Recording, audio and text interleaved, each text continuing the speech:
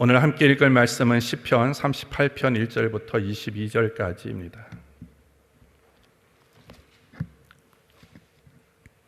우리 함께 합독하도록 하겠습니다. 여호와여, 주의 노로 나를 책하지 마시고 분노로 나를 징계치 마소서. 주의 살이 나를 찌르고 주의 손이 나를 심히 누르시나이다. 주의 진노로 인하여 내 살에 성한 곳이 없사오며 나의 죄로 인하여 내 뼈에 평안함이 없나이다. 내 죄악이 내 머리에 넘쳐서 무거운 짐 같으니 감당할 수 없나이다. 내 상처가 썩어 악취가 나오니 나의 우매한 연고로소이다. 내가 아프고 심히 구부러졌으며 종일토록 슬픈 중에 다니나이다.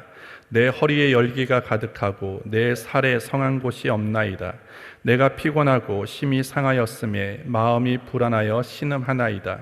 주여, 나의 모든 소원이 주의 앞에 있사오며 나의 탄식이 주의 앞에 감추이지 아니하나이다. 내 심장이 뛰고 내 기력이 쇠하여 내 눈의 빛도 나를 떠났나이다. 나의 사랑하는 자와 나의 친구들이 나의 상처를 멀리하고 나의 친척들도 멀리 섰나이다. 내 생명을 찾는 자가 올무를 놓고 나를 해하려는 자가 괴악한 일을 말하여 종일토록 괴계를 도모하오나 나는 귀먹은 자같이 듣지 아니하고 벙어리같이 입을 열지 아니하오니 나는 듣지 못하는 자 같아서 입에는 변박함이 없나이다. 여호와여, 내가 주를 바라사오니 내 주 하나님이 내게 응낙하시리이다. 내가 말하기를 두렵건대 저희가 내게 대하여 기뻐하며 내가 실족할 때 나를 향하여 망자 존대할까 하였나이다. 내가 넘어지게 되었고 나의 근심이 항상 내 앞에 있사오니 내 죄악을 고하고 내 죄를 슬퍼함이니이다. 내 원수가 활발하며 강하고 무리하게 나를 미워하는 자가 무수하오며 또 악으로 선을 갚는 자들이 내가 선을 쫓는 연고로 나를 대적하나이다. 여호와여, 나를 버리지 마소서. 나의 하나님이여, 나를 멀리하지 마소서. 속히 나를 도우소서. 주 나의 구원이시여. 아멘. 오늘 제목은 참회의 기도입니다. 17절, 18절 우리 다시 함께 읽겠습니다. 내가 넘어지게 되었고 나의 근심이 항상 내 앞에 있사오니 내 죄악을 고하고 내 죄를 슬퍼함이니이다. 교재 보겠습니다. 인생에는 다양한 고난이 있고 고난이 오는 이유도 다양하다. 하나님께서 훈련으로 주시는 고난이 있고 나의 잘못으로 인한 고난도 있다. 본 시편에서 다윗은 고난이 자신의 죄악 때문임을 고백한다. 다윗처럼 내가 지은 죄로 인해 고난이 닥칠 때 우리는 어떻게 해야 하는지 본 시편을 통해 배울 수 있다. 먼저 자신의 죄악을 깨닫고 회개하는 것이다. 다윗은 자신의 육체적, 심적 고통의 원인이 자신의 죄와 우매함 때문임을 깨달았다. 자신의 죄악이 어찌나 큰지 감당할 수 없을 정도로 무겁게 느껴졌다. 이에 다윗은 내 죄악을 고하고 내 죄를 슬퍼함이니이다 라고 고백하며 애통해 한다. 회개할 수 있는 것도 복이다. 회개는 구원의 첫걸음이기 때문이다. 예수님은 천국이 가까이 왔음을 선포하시며 회개할 것을 요구하셨다. 죄를 고백한 사람은 구원의 소망을 가지고 하나님의 응답을 기다릴 수 있다. 비록 죄로 인한 고통으로 가족과 친구들이 그를 떠나고 악으로 선을 갚는 자들이 괴롭게 한다 할지라도 그는 인내하며 참아낼 수 있다. 왜냐하면 회개하는 자의 탄식이 하나님 앞에 감추어지지 아니하며 하나님은 그 백성의 탄식과 신음에 귀를 기울이시고 구원하시는 분이기 때문이다. 혹시 죄로 인해 고난 중에 있는가? 다윗처럼 회개하자. 그리하면 용서하시는 하나님께서 속히 죄를 용서해 주신다. 회개하는 자에게 죄 대신의 화관을, 슬픔 대신의 기쁨을, 근심 대신의 찬송의 옷을 입혀 주신다. 오늘 우리가 함께 읽은 시편 38편은 다윗의 대표적인 참회 시입니다. 이 시의 배경은 구체적으로 38편에 명시되어 있지 않지만 많은 성경학자들이 시편 38편의 배경이 뭐냐라고 했을 때 다윗과 밧세바의 간음 사건일 것이라고 얘기를 합니다. 다윗이 인생을 살아가는 데 있어서 하나님 앞에 크게 두 번의 큰 죄를 저지르죠. 하나는 인구조사입니다. 하나님이 하지 말라고 했던 인구조사를 인간적인 그런 마음으로 하나님을 신뢰하기보다는 어떤 전쟁을 이루는 데 있어서 인간 어떤 숫자들, 어떤 군사력을 더 신뢰하고자 했던 그런 마음으로 인구조사했던 것들을 하나님이 크게 진노하셨고, 두 번째는 밧세바의 간음 사건입니다. 오늘 성경학자들은 밧세바의 간음 사건, 그것으로 인해서 지금 다윗은 중환병에 걸렸고 지금 심히 고통 가운데 있었을 것이다 라고 보통 얘기를 합니다. 오늘 본문을 통하여 우리가 알고 실천해야 할 것이 무엇인지를 살펴보겠습니다. 첫 번째로, 죄는 달콤해 보이지만 엄청난 고통을 가져다 줍니다. 오늘 시편에서 다윗이 처한 상황을 표현하자면 흔히 내우외환이다, 설상가상이다, 첩첩산중이다, 삼중고다, 이런 식으로 표현할 수 있습니다. 오늘 전체적인 1절부터 22절까지 지금 다윗이 처한 상황은 잘 보면요, 3절부터 7절에서 다윗은 자기 살에 성한 곳이 없다라고 오늘 표현합니다. 그리고 5절에서는 그 상처가 썩어서 악취가 난다라고 얘기를 합니다. 그리고 6절에서는 자기가 아프고 심히 구부러졌다고 했고, 7절에서는 허리에 열기가 가득하다고 합니다. 또 8절부터 9절에서는 다윗은 자기의 아픔을 피곤, 상처, 불안, 탄식, 이와 같은 말로 지금 표현하고 있습니다. 또 10절에서는 자기 심장이 뛰고 자기 기력이 쇠하고 자기의 눈의 빛도 자기를 떠났다고 하고 있습니다.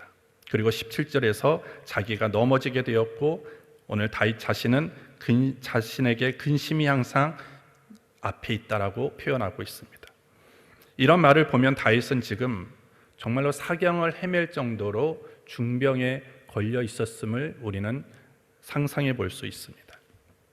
그런데 다윗이 지금 겪는 고난은 이런 육체적인 질병뿐만이 아니라 자기를 대적하는 원수들 때문에도 지금 다윗은 힘들어하고 있었습니다. 12절에 보시면 내 생명을 찾는 자가 올무를 놓고 나를 해하려는 자가 괴악한 일을 말하며 종일토록 괴계를 도모하오나.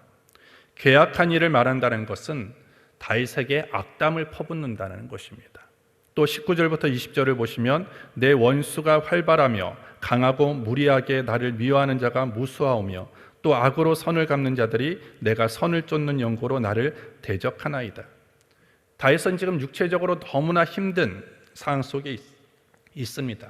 자기가 감당할 수 없는 그런 힘든 질병 때문에 너무나 고통스러운 가운데 있는데, 또 하나 더 문제는 뭐냐면 주변의 원수들의 모함 그리고 음모 때문에 더 극심한 고통을 받고 있다라는 것입니다. 여기에서만 멈추면 더 좋은데 또 하나의 고통이 있습니다. 그것이 뭐냐면 그 어려운 가운데 주변에 친구나 사랑하는 사람들, 친척들이 다윗을 격려해주고 위로해주면 되는데 그런 사람들이 다 떠나갔다라는 거예요. 다윗을 멀리했다라고 얘기합니다. 11절에 나의 사랑하는 자와 나의 친구들이 나의 상처를 멀리하고 나의 친척들도 멀리 섰나이다. 다윗을 다 멀리합니다. 다윗의 주변에는 아무도 없었고 지금 다윗 혼자 있음을 고백하고 있습니다. 육체의 질병으로 인해서 지금 고통도 견뎌내기 힘든데 주변의 가족, 지인, 친척은 다윗을 멀리하고 다 떠나버립니다.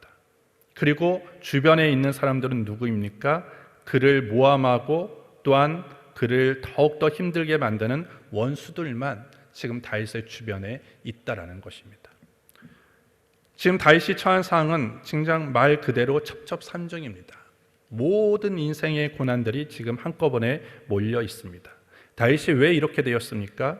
4절을 보시면 내 죄악이 내 머리에 넘쳐서 무거운 짐 같으니 감당할 수 없나이다. 다윗은 잘 알고 있습니다. 지금 자신이 왜 이렇게 되었는지, 내가 왜 이렇게 되었는지를 알고 있죠. 그것은 내 죄악 때문이다. 내가 하나님 앞에 범죄하고 하나님 앞에 죄를 범했기 때문에 나는 이렇게 되었다라고 얘기해요. 그리고 1절부터 3절을 보시면 여호와여 주의 노로 나를 책하지 마시고 분노로 나를 징계치 마소서. 주의 살이 나를 찌르고 주의 손이 나를 심히 누르시나이다. 주의 진노로 인하여 내 살에 성한 곳이 없사오며 나의 죄로 인하여 내 뼈에 평안함이 없나이다. 지금 내가 이렇게 고통 가운데 있게 되어지는 원인은 나의 죄악 때문이고, 그리고 그 죄에 대한 하나님의 징계로 말미암아 이와 같은 육신의 질병, 그리고 주변의 원수들로부터의 모함과 공격, 그리고 정말로 외로운 그런 신세가 되었다라고 고백하고 있습니다. 다윗의 지금 상황은 지금 계속 누가 하시느냐, 이건 우연히 이루어진 것이 아니라 하나님의 진노하심입니다. 하나님의 분노하심이고 주의 화살이고 주의 손이고 주의 진노라고는 말하고 있습니다. 다윗이 죄를 범할 때 아마 왜 이만큼이나 큰 그런 중한 그런 질병 그리고 고통이 아마 다가올 거라고 아마 예상하지 못했을 거예요. 다윗이 아마 내가 그 죄악으로 인해서 이와 같은 어마어마한 고통이 나에게 올 것이다라고 생각을 했다면 과연 그가 그 죄를 지었을 것인가?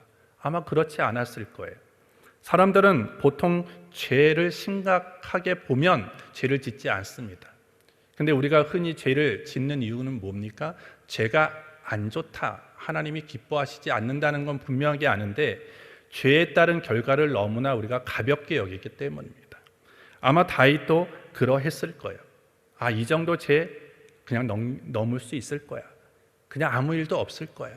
그냥 하나님이 지나쳐 주실 거야 라고 하는 그런 이 죄에 대한 너무나 가볍게 생각하는 이 마음이, 그리고 그 생각이 오늘 그로 하여금 죄를 짓게 했다라는 것입니다. 여러분들, 죄, 그것이 우리에게 정말 처음부터 죄가 정말로 악마의 모습을 하고 우리 앞에 고통의 모습으로 어떤 죄의 결과로 우리에게 막 다가오면 사람들은 아마 죄를 멀리할 거예요. 근데 죄가 우리에게 다가올 때 그러한 모습으로 다가오지 않습니다. 아주 달콤한 모습으로 오죠. 여러분들, 아담이 선악과를 따먹을 때 그 선악과가 어떻게 보였다고 얘기를 합니까? 먹음직도 하고 보암직도 했다, 이렇게 얘기를 합니다. 그러니까 이 죄는요, 우리에게 죄라는 어떤 그 고통의 모습으로 우리에게 보여지는 것이 아니라 되게 달콤해 보여요. 우리의 눈을 현혹시키고 나의 감정을 현혹시킬 만한 아주 좋은 것처럼 우리에게 다가옵니다. 그래서 우리는 아무런 꺼리낌 없이, 그리고 그것이 무서운 줄도 모르고 그 죄의 늪으로 들어간다라는 것입니다. 또 사람들은 죄를 지을 때 그것을 내가 충분히 이번 한 번만 하고 다음에는 안 할 수 있다라고 자신 있게 생각하기 때문에 죄의 길에 들어갔죠. 이번 한 번만 하고 난 다음엔 안 할 수 있어 라고 생각하기 때문입니다. 하지만 어떤 죄는 죄의 힘, 그리고 죄의 무게는 그렇게 우리가 감당할 수 있을 만큼 가볍지 않습니다. 우리가 그것을 컨트롤할 정도로 그렇게 힘이 약하지 않다라는 것입니다. 죄는 좋게 보이지만 결국 그 죄의 결과는 어마어마한 무서움으로 우리에게 다가오는 것이죠. 밧세바의 간음, 잠깐의 어떤 그 정욕과 그 유혹을 이겨내지 못했을 때 다윗이 지금 어떠한 상황을 겪고 있습니까? 인간이 겪을 수 있는 모든 고통과 고난을 지금 한꺼번에 겪고 있다는 것입니다. 여러분들, 세상에서 가장 무서운 것, 무거운 것, 그것이 뭔지 아십니까? 죄의 무게라는 것을 우리는 꼭 기억해야 됩니다. 내가 죄를 저질렀을 때 그로 인해서 다가오는 그 죄의 무거움이 그 어떤 세상의 것보다도 가장 무겁다라는 것을, 그리고 가장 처참하다는 것을 우리가 인식하고 우리가 그것을 잊지 않을 때 우리에게 다가오는 어떤 그 죄의 그런 영향력들, 그리고 죄의 어떤 모습들을 우리는 잘 이겨낼 수 있다라는 것입니다. 오늘 다윗이 시편 38편을 왜 썼겠습니까? 사람들, 여기서 구체적으로 밧세바의 간음 사건이라는 것이 나타나지는 않지만 모든 사람들이 다윗이 그와 같은 사건을 배경으로 해서 38편을 지금 얘기하고 있다는 것을 알 것입니다. 자기의 치부입니다. 근데 이 치부인 이 밧세바의 간음 사건을 배경으로 이 시를 쓴 이유는 뭡니까? 아마 죄의 유혹 앞에 있는 사람들을 향해서 죄를 지을까 말까, 죄의 길에 발을 들여놓을까 말까 하는 이 갈등 앞에 있는 사람들, 이 다윗의 고백을 듣고 죄를 향해서 절대 그 발을 들이지 않도록, 죄의 결과는 이런 처참한 것이다, 죄라는 건 함부로 그렇게 쉽게 생각할 것이 아니다 라는 것을 알려주기 싶었던 거예요. 죄를 지으면 내 삶처럼 이렇게 망가진다, 내 육체가 망가진다, 관계가 망가진다, 이런 것들을 알려주기 위함이었을 것이다 라는 것입니다. 그런데 우리는 절대 죄를 가볍게 보면 안 됩니다. 왜? 하나님은 죄를 가볍게 보지 않아요. 하나님은 절대 하나님 앞에서 가벼운 죄는 없습니다. 하나님은 죄를 미워하시는 분이시다라는 거예요. 따라서 우리는 늘 깨어 기도해야 돼요. 매일매일 생활 속에서 내가 죄에 대해서 민감해야 됩니다. 영적으로 깨어 기도할 때 그 유혹과 시험을 분별해서 죄를 멀리하고 또한 죄를 증오하고 그리고 하나님 앞에서 더 경외하면서 하나님을 두려워하면서 살아갈 수 있는 우리 모두가 되어줘야 될 줄 믿습니다. 두 번째로, 고통 속에 있을 때 하나님을 원망하거나 다른 사람을 탓하는 것이 아니라 우리 자신을 돌아볼 수 있어야 합니다. 다윗은 오늘 자신이 지금 처한 상황, 그 원인은 내가 죄를 지었기 때문이다, 내가 어리석었기 때문이다 라는 것을 인정하고 있습니다. 다윗이 지금 자신이 죄인임을 하나님 앞에 고백하며 나아갑니다. 18절에 보시면 내 죄악을 고하고 내 죄를 슬퍼함이니이다 이렇게 되어 있습니다. 자신의 죄악을 지금 하나님 앞에 아뢰고 있어요. 자신의 죄를 슬퍼한다라고 지금 고백하고 있습니다. 우리가 죄된 삶을 정리하고 새로운 삶을 살아가게 하는 출발점은 뭐냐 하면 내 죄를 인정하는 것입니다. 그리고 내 죄를 하나님 앞에 고백하는 것입니다. 그리고 그 죄는 내 삶의 절대 즐거운 것이 아니라 나를 슬프게 하는 것이라는 것을 인식하는 것, 거기서부터 나의 삶은 달라지게 되어지는 것입니다. 오늘 자신의 죄와 어리석음 때문에 나는 지금 이와 같은 병에 걸리고 관계가 어그러지고 나는 지금 외로운 존재가 되었다라고 지금 얘기하죠. 근데 여기서 우리가 주의해야 될 것은 뭐냐면 병에 걸리거나 어떤 내 삶에 문제가 올 때 그 모든 것들이 죄 때문이다라고 우리가 얘기하면 안 됩니다. 오늘 우리가 교제에서도 얘기하고 있듯이 그 질병과 여러 가지 문제는 원인이 다양합니다. 죄일 수도 있고요. 그리고 하나님의 영광을 위해서일 수도 있습니다. 여러분들 잘 알고 있는 요한복음 9장에 보시면 예수께서 대답하시되 이 사람이나 그 부모가 죄를 범한 것이 아니라 그에게서 하나님의 일을 나타내고자 함이니라. 나면서부터 눈먼 자로 태어난 사람, 그래서 사람들이 예수님께 묻습니다. 이 사람은 지금 누구 죄 때문입니까? 라고 물었을 때 오늘 예수님이 뭐라고 답변하세요? 부모의 죄 때문도 아니고 그 자신의 죄 때문도 아니고 하나님의 하시는 일을 많은 사람들에게 나타내기 위해서 그를 지금 사용하시는 것이다 라고 얘기를 하죠. 그러니까 우리 안에 다가오는 어떤 질병과 어떤 여러 가지 인생의 문제를 그냥 죄 때문이다라고 모든 것을 하나로 귀결하면 안 된다는 것이죠. 하지만 우리가 그 고통 가운데 중요하게 여겨야 될 것은 뭐냐면 자신의 삶을 성찰하고 되돌아볼 수 있는 기회가 돼야 된다는 거예요. 나는 이건 내 죄가 아닌 것 같아요. 하지만 그럼에도 불구하고 그 고통 속에서 자신의 삶을 성찰하면서 나는 지금 하나님 앞에서 순간순간 하나님 앞에 바르게 서 왔는지를 다시 한번 점검해 볼 시간이다라는 것입니다. C.S. 루이스는 고통은 기먹은 세상을 불러 깨우는 하나님의 메가폰이다 이런 얘기를 했습니다. 우리에게 고통을 주는 이유 중에 하나가 뭐냐면 우리를 깨우기 위함이다라는 것입니다. 오늘 그렇기 때문에 다윗은요 지금 이 고통을 다른 사람에게 원인을 돌리지 않아요. 자신의 원수들이 자기를 모함하고 공격할 때 그들을 비난하는 것이 아니라 오늘 그 철저하게 자신을 되돌아보고 있다는 것입니다. 내 죄악 때문입니다. 그리고 하나님 나는 이 죄를 슬퍼하고 있습니다 라고 지금 고백하는 것이죠. 오늘 저와 여러분들이 모든 생활 속에서 모든 것은 죄 때문은 아니지만 우리에게 일어나는 여러 가지 사건들이 죄 때문은 아니지만 그 고통과 문제 앞에 우리가 해야 되는 지혜로운 자세는 뭐냐면 내 삶을 점검해 보는 시기가 돼야 된다는 거예요. 그래서 그 문제를 다른 사람에게 탓하는 것이 아니라 하나님을 원망하는 그런 시간으로 만들어가지 마시고 오직 나를 점검하고 나를 되돌아보고 내 삶을 지금 하나님 앞에 지금 바르게 서가고 있는지를 체크하고 점검해 볼 수 있는 그런 모습이 돼야 되는 거예요. 그렇게 했을 때 나의 모든 잘못됨을 발견하게 된다면 철저하게 회개하는 것입니다. 하나님 앞에 엎드리는 것입니다. 죄를 하나님 앞에 고백하고 나는 이제 그 죄를 짓지 않겠습니다라고 결단하는 시간이 돼야 되는 것입니다. 그러면 하나님이 우리를 용서해 주시고 우리를 회복해 하게 하신다라는 것입니다. 죄를 범하는 우리에게 사단이 속삭이는 얘기가 있어요. 그것이 뭐냐면 너 이제 끝났다라는 거야. 너 그렇게 큰 죄를 짓고도 하나님이 너를 용서해 주실 것 같냐? 이런 정죄감을 준다라는 것이죠. 하지만 하나님은 아무리 큰 죄를 지었다 할지라도 하나님을 가까이 하면서 회개하며 나오는 자들을 하나님은 용서해 주신다라는 것입니다. 세 번째로 무슨 일을 만나든지 하나님을 향하여 나아가는 것이 신앙이다라는 것입니다. 오늘 보통 사람 같은 경우는 이와 같은 자신의 처지가 되었으면 아마 자멸할 거예요. 난 이제 낙심하고 나에게는 이제 전혀 소망이 없구나, 꿈이 없구나, 희망이 없구나 라고 하면서 자멸할 수도 있는데 다윗은 그렇지 않아요. 그렇게 극심한 고통 가운데서도 절망의 벼랑 끝에서도 하나님의 도움을 간절히 구하고 있는 것입니다.